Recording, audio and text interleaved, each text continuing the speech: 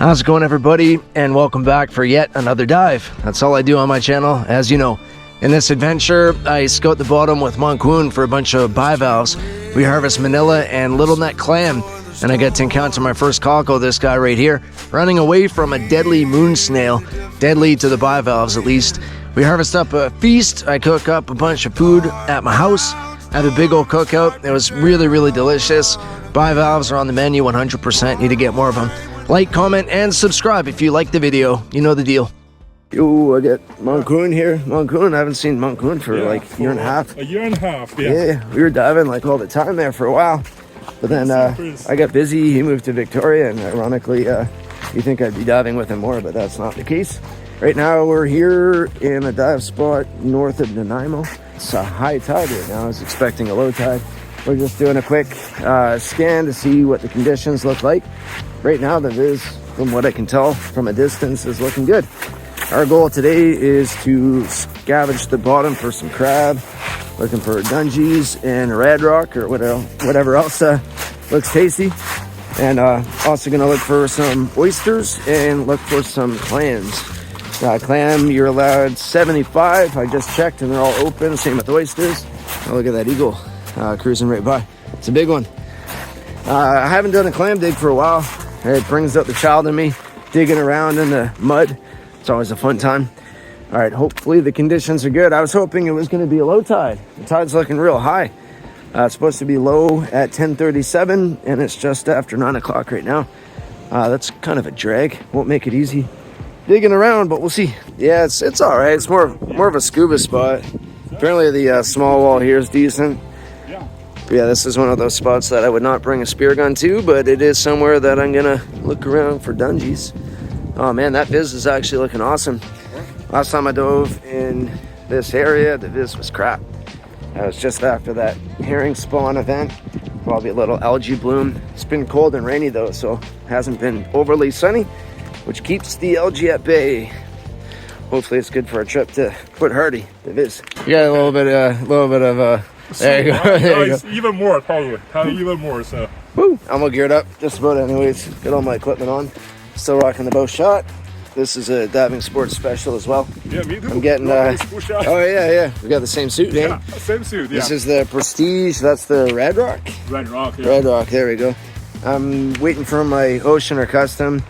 Right now it's getting some graphics put on it. Diving sports and PNW in white, so I'll be nice and visible at depth. In case you're wondering, color fades when you descend past 10 meters. Red's the first color to fade. So that red suit, that will turn gray at about 10 meters. White though, you can see contrast, so black against white. And that's why I like these fins too, because everything stands out and pops. So it's good for safety. I forget my white weight belt in Fred's boat last time I dove with him. However, I'm diving with him in a week, less than 8 days. 1 week, 7 days from today, so I'll get my white belt back. This is my backup. All right, man, you ready to dive? You ready to dive? Almost ready. Let's do it. Let's roll. Let's do. Got my hot water for post dive in there. Yeah. And you get some hot water and cooler for all the clams. I'm pumped. Never harvest clams, not enough. I know many of you are just here to watch the dive content. You don't really want to hear me ramble on shore for 4 or 5 minutes, but there you go. It's time for me to ramble in the water for 4 or 5 minutes. As soon as I looked under the surface, the visibility was awesome. Sometimes it's good from far from good, but thankfully the water was really clear. Made our diving much more enjoyable. From the surface, I saw that octopus den. I went down and searched around, not too hard. I was hoping to find it, but I didn't have success. I always come here and say I'm gonna look for crab and I'll dive the wall after.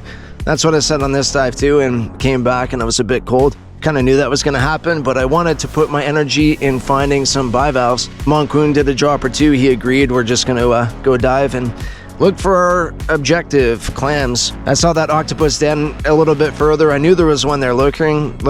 Stay tuned for that. I found this red rock crab. They're always a contingency for me. My goal was for Dungeness, for Jasmine, but at the end of the day, you know, it's good to have one in the bag at least.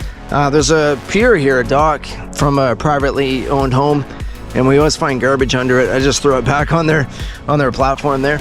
That thing was past its prime, but they might find some use out of it. The bottom here is just sandy. You can see all the remnants from the logging industry, all the broken pieces of wood. which I'm sure is detrimental to the environment. That wood is preventing eelgrass and stuff from growing, but a lot of garbage down there still. I found my oysters. You're allowed 12 of the Pacific oysters. You're allowed 0 Olympia, but I did find my oysters, no problem. This loon was dope. I never see birds underwater. I can count on one hand the amount of times I have. This loon was my 3rd encounter. I was diving down and I looked to the left of me and I saw that fat seal too as well. Super cute. That was the only shot of it I got though, and it swam off. The Olympia oysters, they're native. Pacific oysters are not. It's kind of funny that they have a limit on them because they are technically invasive because they smother out native species. I saw online there was some dude that harvested 300 Pacific oysters, didn't have a license, so completely poaching. You get in a lot of trouble for it, rightfully so. But I asked DFO on this Facebook group, why is there a limit on Pacific oysters if they're invasive? And of course, no one responded to my question, and Fred with East to West followed up with that question and they never responded to him either, so be nice to have a response for that. The one nice thing about oysters, all species, is they filter the water, so they do improve the clarity. Yeah, got a 12 just like that. I was finding Dungeness crab, some good sized ones, but they were all female. You can tell, not even just looking from the bottom, but on the top, they have more of a rounded shell, so I kind of knew they were female, so I was hoping they were male. They would be 6.5 on the money, which is rare to see a legal size female, but again, females are all illegal to harvest, just size wise. But these clams all on the bottom, finding them left, right, and center, big fat ones. I'm not exaggerating, these clams were massive. What I have been noticing though is the shell gets a lot bigger, but the edible part in the middle stays roughly the same size as the smaller ones. Now, just like crabs, there is a size restriction. By the way, when you are harvesting, what I do is I pull the shell apart to make sure they're not full of mud, but I look for the ones that you can see their lips exposed, so I know it's alive. You don't want to contaminate your whole pot of food with one clam full of sand. That would ruin your whole batch. Anyways, they do have size restrictions. Make sure that you're not just grabbing any clam that you see. Make sure you know the rules and carry a tape measure with you, or some crab calibers have a little hole and you can put the clam through the hole to ensure it's of correct size. Deep down you probably always saw it coming, but This right here is a female. What crabs do is they bury themselves in the sand. Moncoon found this one. I thought it was a keeper male, but it was a female. Some people use a horseshoe to dig them out of the sand, which isn't the greatest idea because when they molt, they are extremely soft and fragile.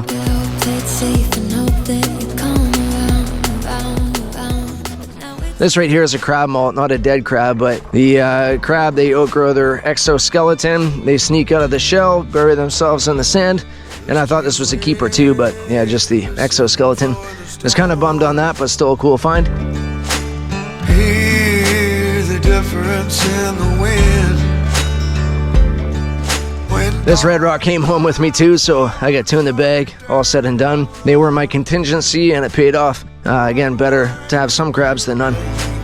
So this right here was pretty eye-opening. There is Pacific oysters left, right, and center. I rarely, if at all, ever see the Olympic oyster. They're really, really mind-boggling. I love snorkeling for seafood. It's fun to dig for it. It's fun to walk the beach for it. But I have access to so many spots other people don't. And you can see here, this is seafood galore. The man will keep himself in shame. These are moon snails. They are a predator. They eat bivalves.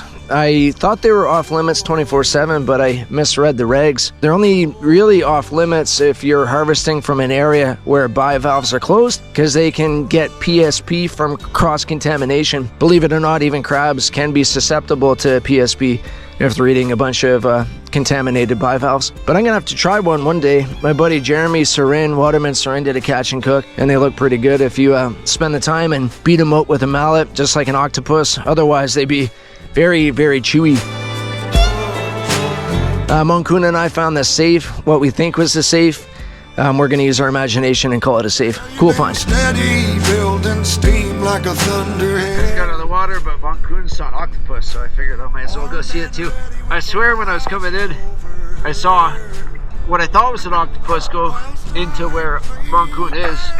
Like that general area was like in the water column, and I saw tentacles swim away. I thought it was a fish at first, and after the fact, I'm like, I think that was an octo. I I'm thinking it was. It must have been. Yeah, I'm gonna go take a peek at it. So I told you at the beginning of the video we'd be back. Moncoon did find that octo. I thought one swam into the rocks, but it was much smaller out of the corner of my eye than this one. This one here, that tentacle is the size of my forearm, so absolutely gargantuan. I'm just joking, my forearms aren't that big, but this was a large octopus. I only got 2 clips. It did not want to come out and play. The scenery is gorgeous though. My goal was the background, but look at all those crabs moving around in the intertidal. They kind of stole the show. They look like ants and eat time-lapse, no doubt.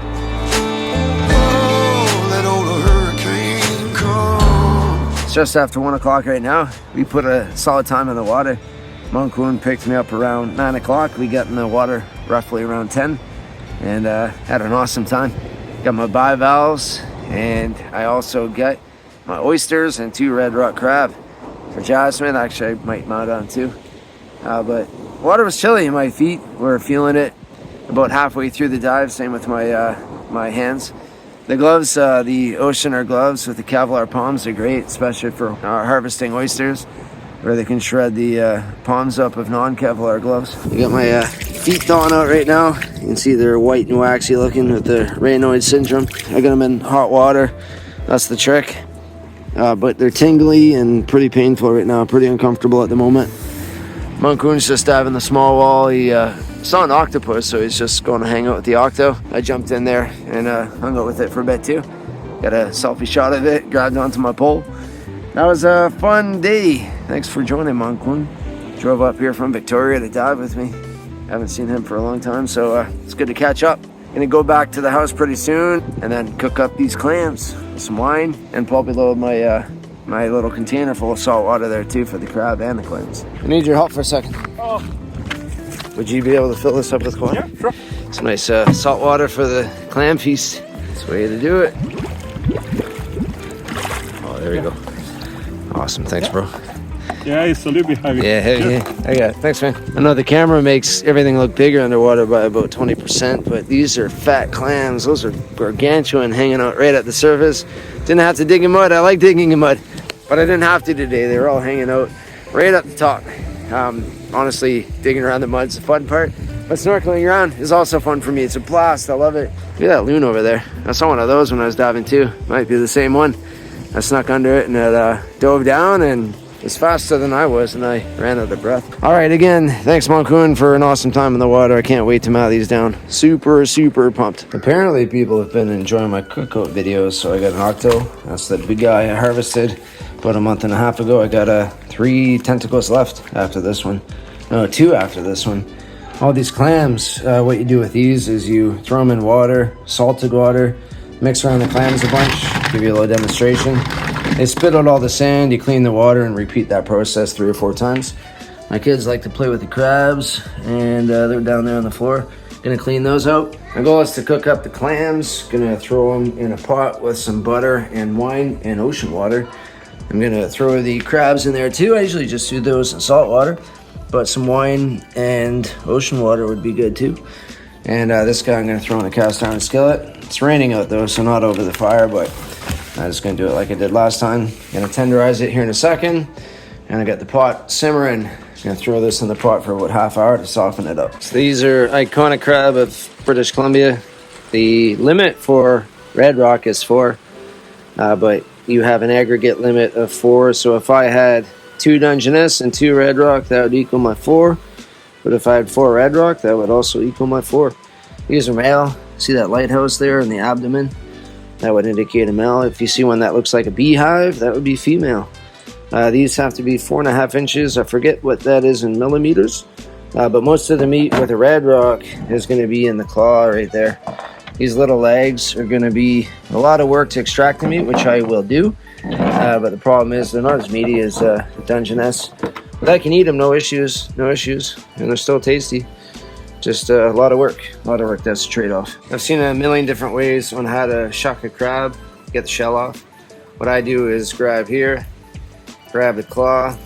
Ideally I have a cleat that I can just bash it off, but I just hold it like so, find a sharp edge, I bash it, crack them in half, and then clean them all in one shot.